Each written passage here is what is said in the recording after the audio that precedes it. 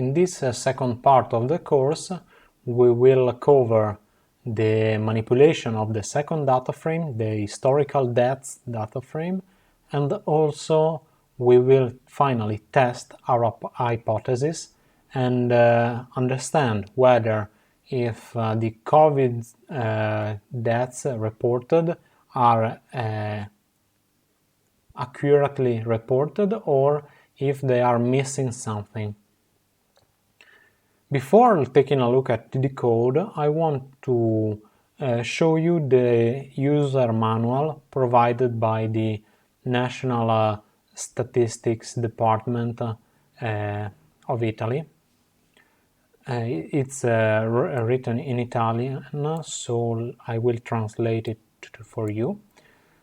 Let me, alright, project it. Here it tells you that the periods are from the January to December for the years 2015, 2019, and from the 1st of January to the 3rd to the 30th of September for 2020. Another important thing is that when the value we will encounter next will be n.d. which is in Italian is not disponibile, non disponibile, not available for these variables. It means that the information with respect to the year 2020 is not yet available. We have here the track record of the file. What we care is this nome regione, which is the name of the region. Secondly, we have this CL eta, which is the age class. The age has been clustered between these ranges, for example, and it's encoded with integers. For example, 0 means that the individual was 0 years old when he died. 1 means that he was his age was between 1 and 4, and so on. Another important field is this GA, which is the day of death, and is encoded as month, day, where day, so the two values, the 2 digits of date are always reported, but when the month requires only 1 digit, only 1 digit will be used. There's not a fill with the zeros. And then we have all these columns. This could be tricky, but it's pretty simple once you understand the mechanism. So M means males, F means females, and T means the total number of deaths. After the underscore, we have the year for which those deaths are reported. So in this field, the GE field, we have month and day, and after the underscore, we have, these are 1, 2, 3, 4, 5, 6 columns, for example, for the total values, 1 for each year. And the T underscore 15 means the total deaths for that specific day of the year, where the year is 2015. That's it. So now we can move on to the code. What we do in the first cell? Well, we read the CSV, making use of the OS path join again, and as you can see here, the name of the file is also in Italian. That's why I presented to you also the user manual. In the previous video, we have seen how to handle a very simple data frame, because I've already pre-processed it. Now we will view more in detail how to deal with, I would say, complex data frames. Here my computer took about 9 seconds to read all the CSV. Why? Because each row here represents one of the 365 or 66 days of the year, and we have several columns. But let's see in detail what I mean. We have 27 columns and about 2 million rows. Why of this? Because the data is not presented by region, but for each town in the region. So there are a lot of duplicates. For example, we have the 365 records for Milan, and another 365 records for another town in Lombardy, in the same region. And remember, also we have all these columns. So let's take a look at the head here. For example, here we have the region is the Marche. Let's see the Marche here. The Marche are here, is this region here. Remember that in Italy each region is divided in several provinces. So here we have the province, so the region, nome regione is the region, Marche, nome provincia is the province, so here the province is called Pesaro e Urbino, and we have the town, the nome comune is the name of the town, Acqualagna is called, this town is called Acqualagna. And for each town of each province of each region of Italy, we have that this data is divided by the age, the class of age, and by the day here. As I mentioned in the user manual, we can find some data with this ND. We do nothing with this, so it's better if we replace this data with some other values, because we are mixing together integers with strings. That's why here I replace, using the function replace, the ND values, not available values, with 0. And I do it in place. And since we will care only about the total deaths 20 will be cast as type integer. Now, in fact, we wait a minute, since the data frame is very big. We wait a minute and we will see that this T20 was an object, was not recognized by Pandas as an integer, as all the others. Now that we have, because in fact there were some strings in it. Now that we have replaced that strings with zeros, we will be able to find that T20 is an integer again. We have to make some adjustments before using this data frame. So since the COVID-19 data is aggregated by region, in this database we do not have to consider the town and the province, of course.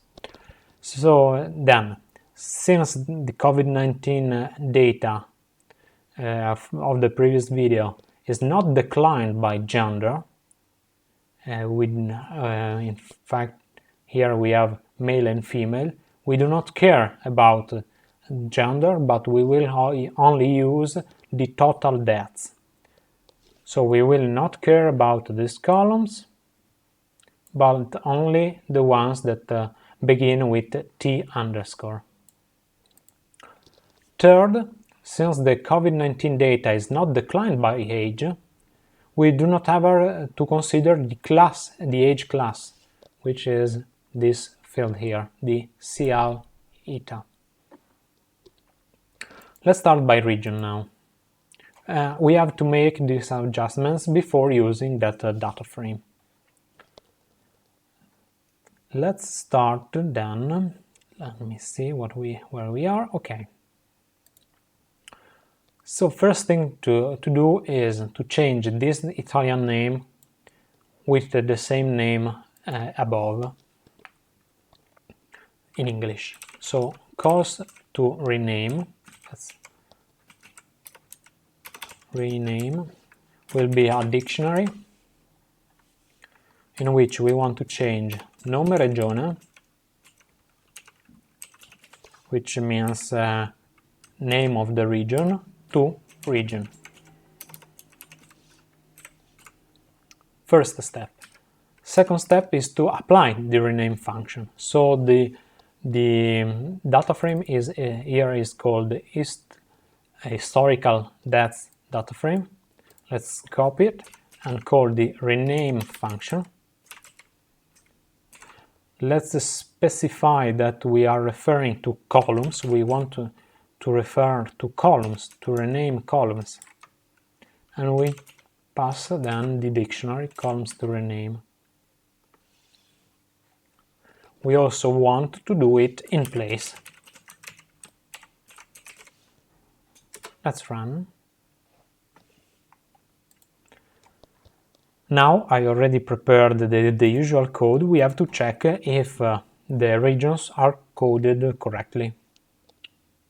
So we do again, we retrieve from the historical deaths data frame the column region, we compute the unique values for that, and we cast these values as a list. We store it into the variable regions. Let's compute the length. 20 regions, okay, it's correct. Let's see if the text for each region is correct. No, there's something wrong. And this is the Trentino Alto Adige again, and the Valle d'Aosta. So we are talking about these two regions, Trentino Alto Adige, always there, Valle d'Aosta is here. As you can see, here we are talking about only about Trentino Alto Adige, while in this encoding we have Trentino Alto Adige / Sud Tirol, and here we have Valle d'Aosta / Valle d'Aoste. That's because these two regions are at the boundary of the Italy, so they inherit also the translation from the other language, here from Switzerland and here from France. So we want to get rid of this in order to have the same encoding between the previous data frame and this one. By previous data frame I mean the COVID data frame. We will do here, we want to do an we can do several approaches. To introduce you another one, we can apply a function for each row and for each specific cell here, the one that returns the region. So for each row I take the value for the column region and then I get rid of what is after the slash, if there's something. So the idea here is I take the historical, that's DataFrame. And in particular, I want to modify the region. So I take the region column.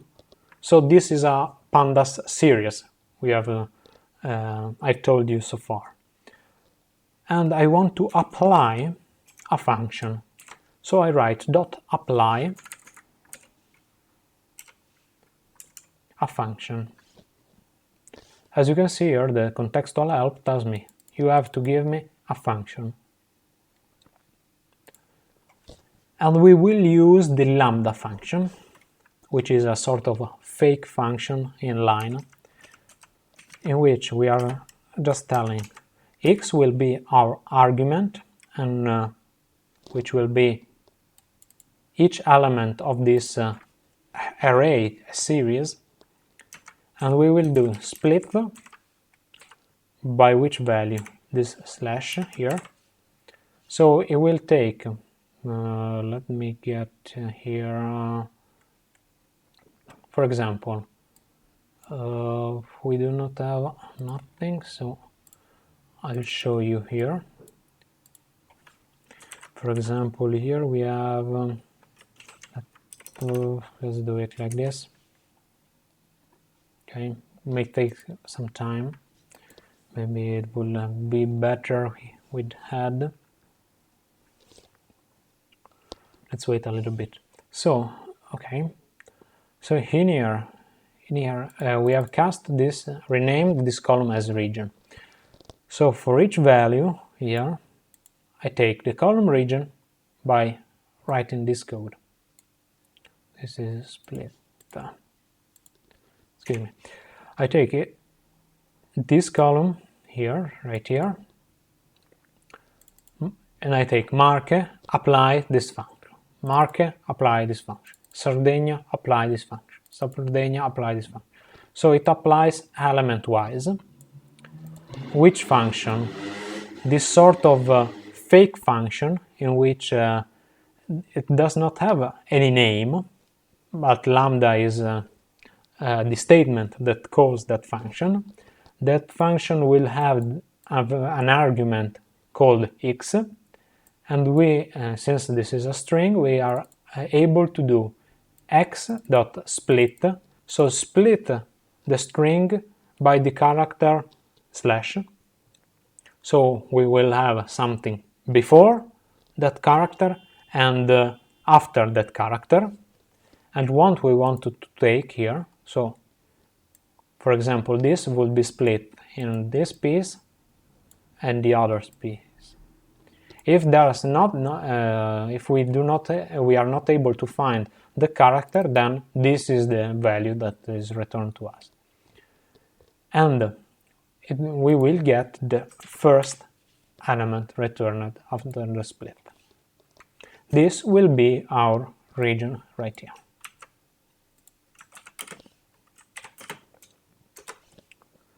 It will take some time.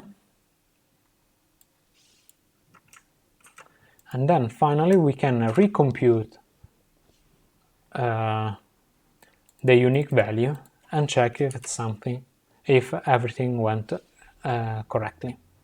Yes, that's good. Trentino Alto Adige remained the same, Valle d'Aosta remained the same, and everything remained, and the other things remained unchanged. We have fixed the region correctly. Now let's move to the date.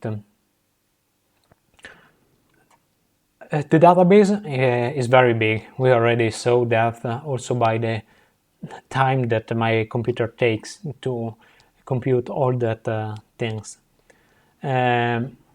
So since we want to deal at the end with monthly data, why not consider grouping the information right now in order to make things simpler and faster in the next lines of code? So here I have built this extract function. I will go, I don't want to talk in detail what this extract amount function does, but it takes a string and returns the month of it. So where do we want to apply this function? Well, we take our data frame, in particular the GE column. Remember, this GE column reports the month and then the day. Here we have, for example, here is the 29th of December.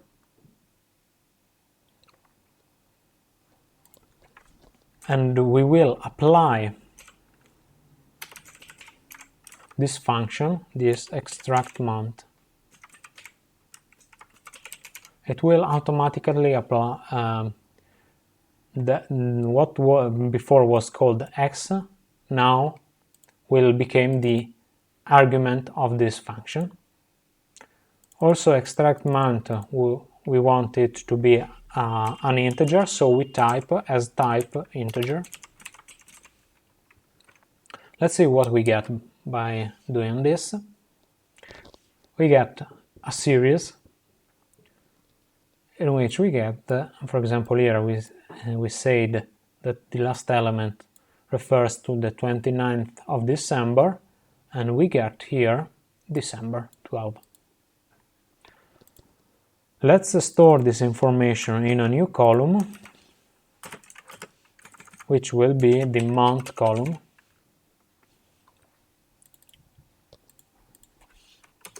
Store it, and let's take a look with a head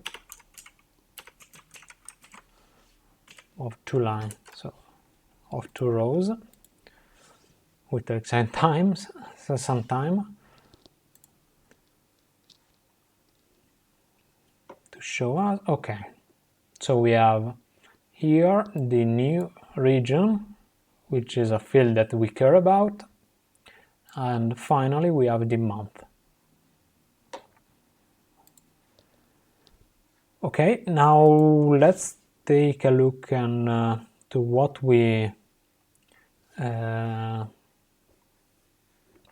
excuse me. So we want to get rid of all the other columns except for this total count, total deaths. So let's reduce the rows. The columns that refers to deaths that we care about can be written as a list. I will use f strings of t underscore a number, the year, in which this y came from a range of 15, 21, where this is the extreme that will be not touched. So range gives me technically a generator, but looping through this generator, this range, will give me 15 for the first loop. Y will take value 15, then 16, then 17, until it will reach 20. So these are the columns that refer to that we care about. And now we can group the data through these columns. So what we do a pivot table with the data will be our historical data frame. Then we will use the index. As index, what we will use? Of course, we will use the region, and we will use the month.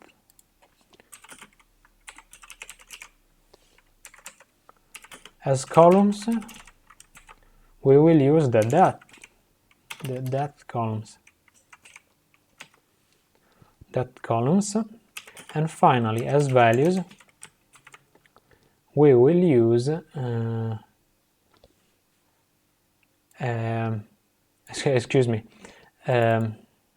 as values, we want the date columns, and watch which kind of function we want. The aggregation function should be a sum. What we get with this? We get region Abruzzo, month 1, 2, 3, 4, 5, etc., etc., etc. And then we have that columns as values. So here we have the columns that go from 15 to 20. Now let's reset the index. So region and month will become columns. Okay, and let's store this data frame with this new data frame in the monthly historical dates data frame. Let's run this. We will run, let's see again how it is. It's like this. The region, the first region is always Abruzzo.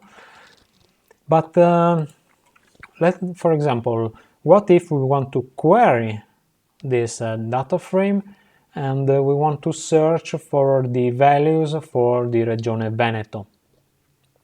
In Veneto we can find the Venice.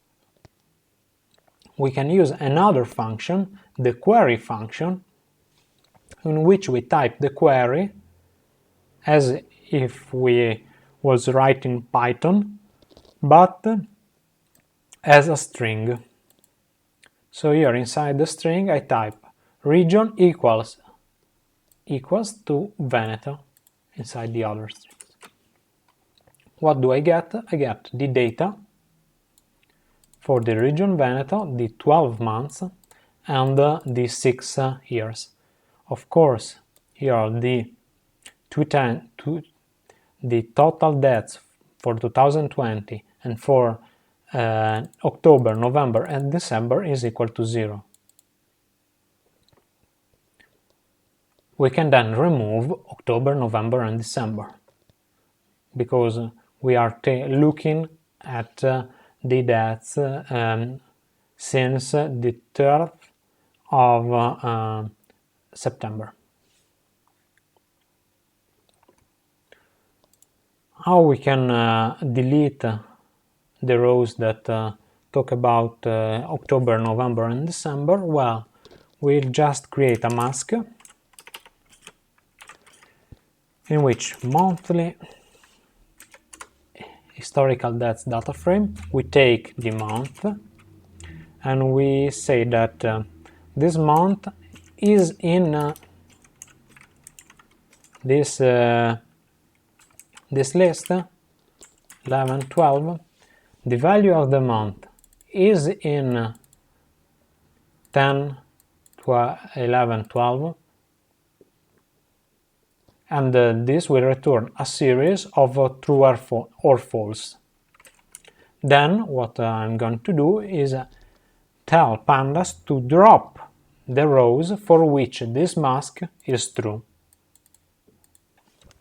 And I do this by taking the monthly historical dates data frame, tell to drop what do I want to drop and how do I want to drop. I want to drop by index, and I want to drop by index. Tell him you take this the same data frame but with this mask. So remember that if we apply a mask of true or false, if we pass that mask to a data frame, the result will be only the rows for which the mask takes values true. So we are getting here only the rows for which the month is October, November, or December. Here drop requires us to report the index, so we just extract this attribute telling him index. What we want to do next, of course, we want to do this in place. Let's run the code. Let's do the same thing for, let's run the same query for the region Veneto. You can say that, you see that the records stop at September. Then here I want to do something, because we have finally to compute the average between these values. So for each region and for each month, here we go, we want to compute the average between the years 2015-2019. So I take the average date columns, this one, and I compute the average dates by taking the average date columns and telling Pandas to compute the mean through axis equals to 1. So take a look at the 5 columns, and for each row compute the mean, and then round the number with 1 digit after the comma. Then we compute also the standard deviation, which is a concept a little bit more advanced in statistics, but will give us a range of confidence. We will see it later. Another thing that we want to do is, so we have this average depth, which is a new column, with the average standard deviation, another new column, and we want to rename T20 to total deaths to 2020. Let's run, and let's take a look at what we are talking about by running this. These columns are useless anymore, because we have the total deaths of 2020, the average deaths computed from the past, and the average standard deviation, which will give us later the confidence to accept our test. As you can see here, the average deaths are not that far with respect to the 2020.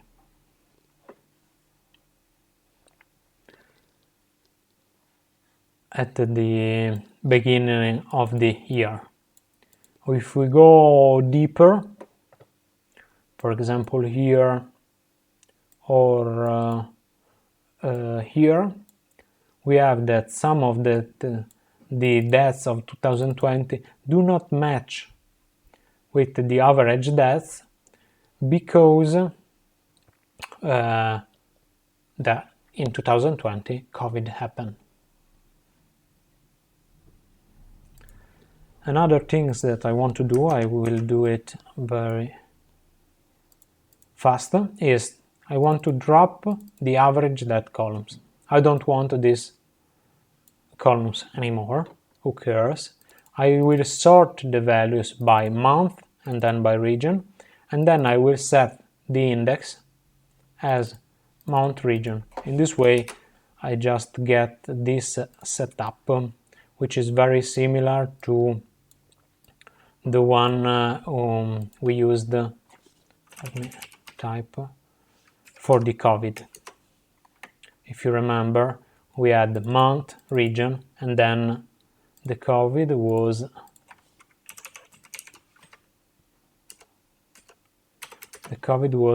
like this. We had COVID deaths 2020. Here instead we have the total deaths, average deaths, and average standard deviation. But the format of the two tables is the same. And now we can finally, we have imported and manipulated the two tables. They have now a similar format. We can compare the deaths and compute our test. Let's briefly see how these two data frames are. Here you can see that the data frame begins with February, but that does not tell us a lot February. So we will need to drop February, and also here we have to drop December, since the data is not complete. Also here we will have to drop January and February for the historical dates data frame.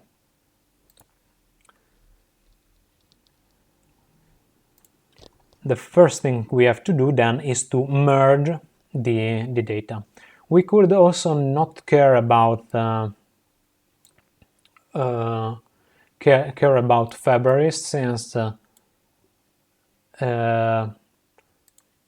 before the end of February no COVID cases were reported, so the total deaths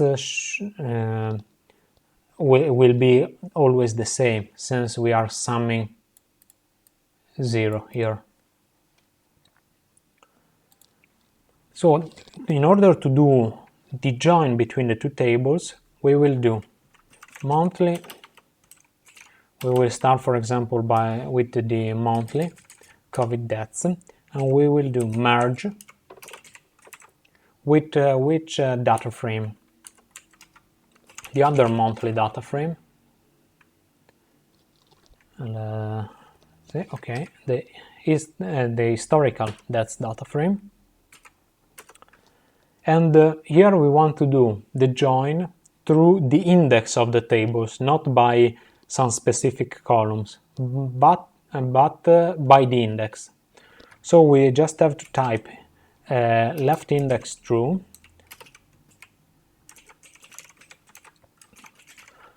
it means the monthly COVID deaths data frame is the left table in the join, and the monthly historical deaths is the right, so we type right index true.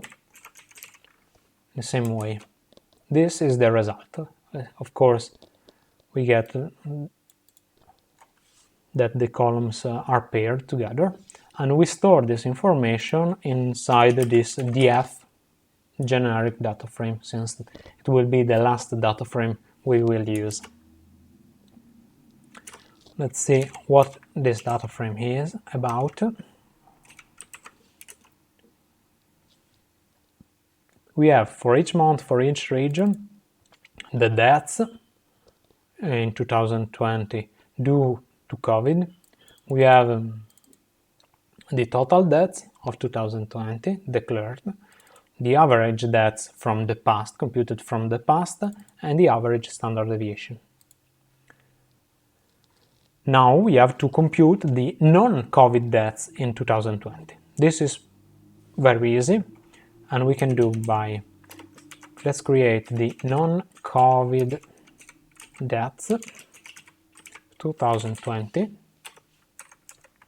that will be equal to data frame total deaths, total deaths 2020 minus which column? The COVID deaths 2020.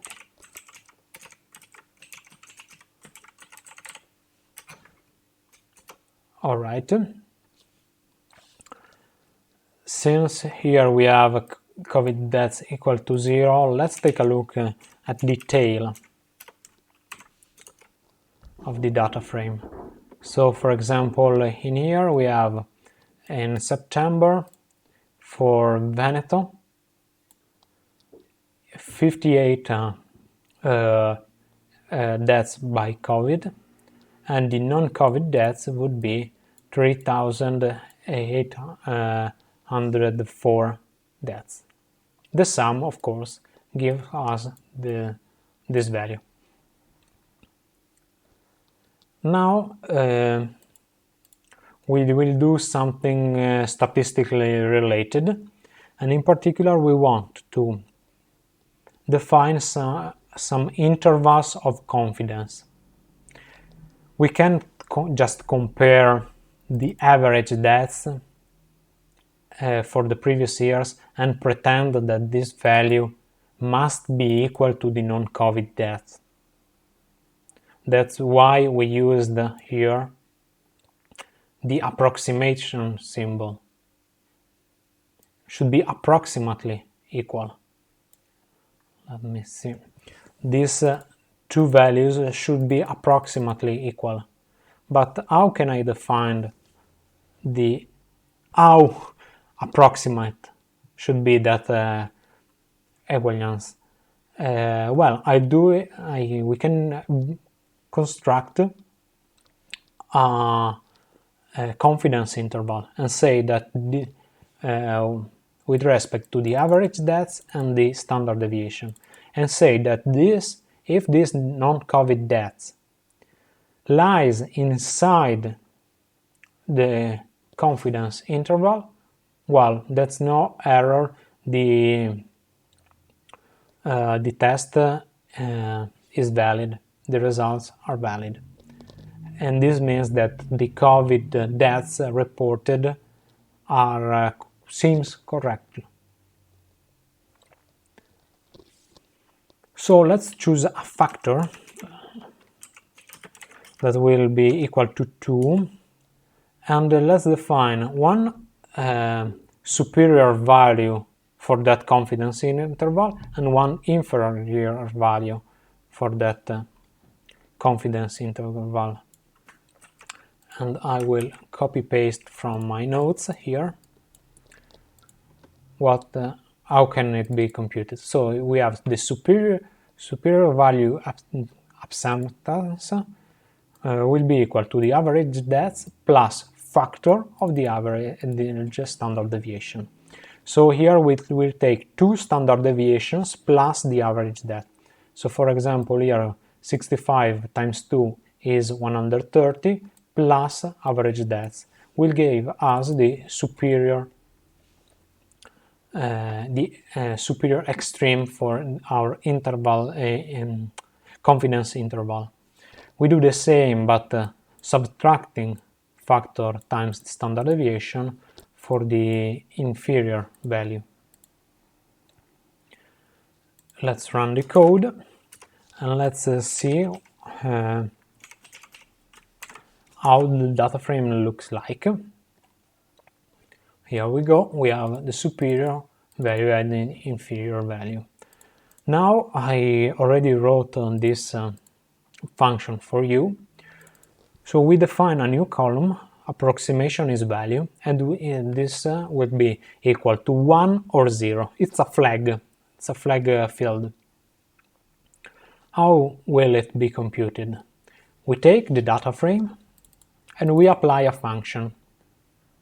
In particular, we want to use this evaluate approximations that takes a value, a minimum value and a maximum value. And if the value lies between the maximum and the minimum, the function returns 1, 0 otherwise. So here x is a series. Why? Because we want to apply a function to the entire data frame. So we have to specify, do you want to apply this function by rows or by columns? I want to apply by columns, so I specify inside the apply, I specify axis equal to 1. So you look at the row, and each column and x will be a row for which I can retrieve the element for each column.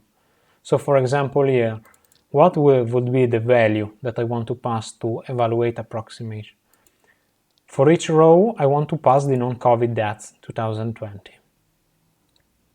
The minimum value will be the inferior value acceptance, and the superior maximum will be superior maximum acceptance.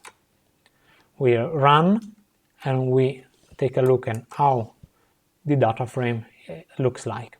So we have that this approximation is valid column that takes value 1 or 0. And finally, we can take a look at the results of our test by checking when the approximation is not valid for our criteria. We run this query and we get, for example, even for month 2, that has only a few days for COVID and 0 deaths in fact, we have the total reported deaths in 2020 largely differs from the average deaths. Also, we have some cases for March, April, and so on, May, June. This can be then studied. Something is missing here, because, okay, looking at the table can be interesting, but requires a lot of time. We need some tools to display in a simple manner these concepts and these results. That's why in the next course we will talk about graphs and how to plot data. These results from the test can be easily and represented through graphs and make very clear what the results are. So see you in the next course in which we will take care of this data, this project, but coding some graphs.